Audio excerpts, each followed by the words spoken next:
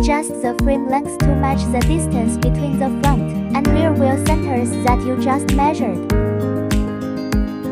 The straps can be wrapped around one side.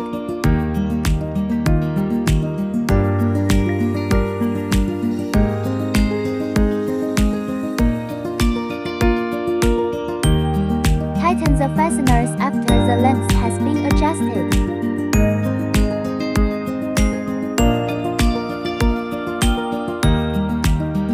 Place the bike rack horizontally on the roof crossbar. Next, install the cleats.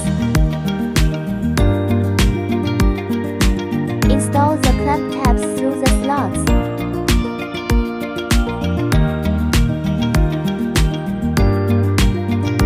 Please note that the bike rack has 2 cleats in the front and a large cleat in the rear.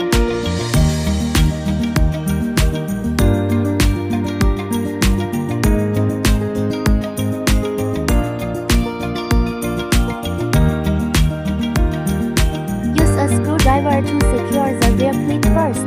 Unfold the bracket.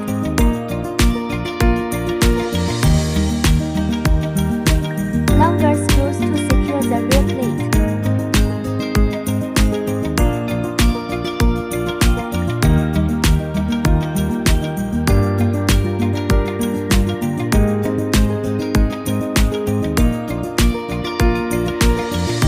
Installing the rear cleat, first check that the bike rack is positioned correctly and balanced. After making sure the bike rack is balanced in its position, secure the front cleat as well. Note the shorter screws used in the front position.